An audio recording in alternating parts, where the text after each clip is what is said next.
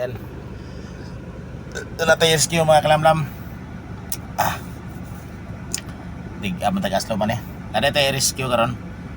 So humana na to pagkapatakaw man siya sa kayunet. So nainyan ni dire kay yan sakyanan napalong lagkarit kalit.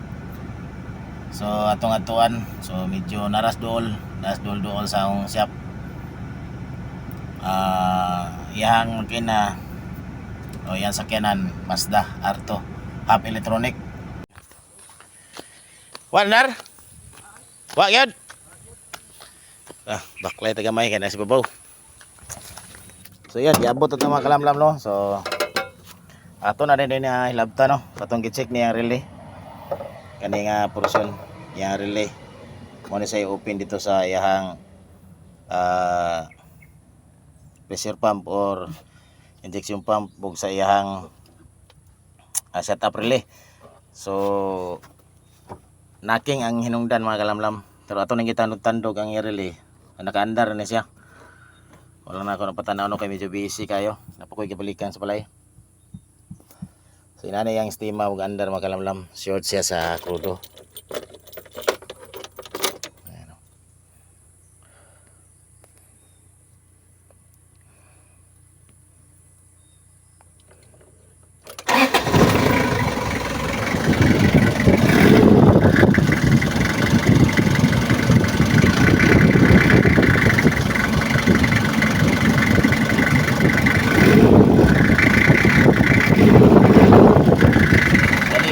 Pagpalag na siya.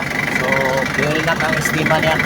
So ato to tagtangon niya ang fuel filter. Ato i-check.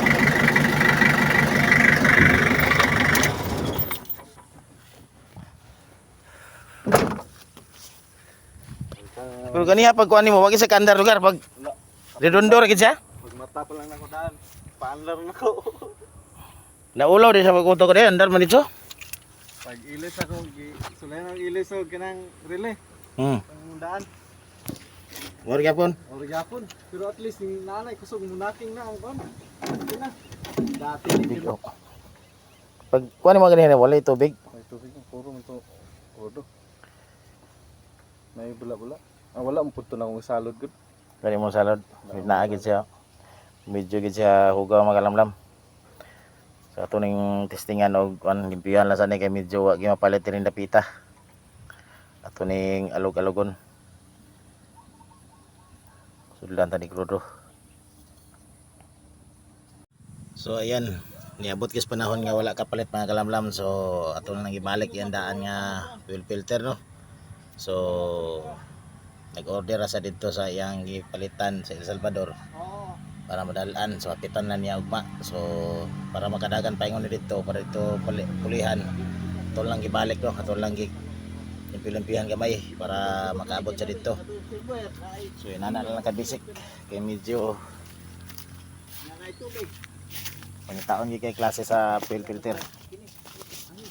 Itong start. Okay. Ay yabi ni boss.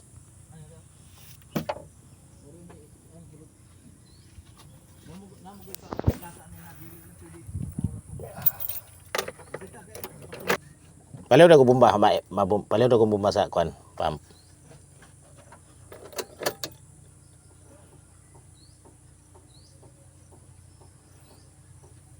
Gaya naman. Gaya na? Oo.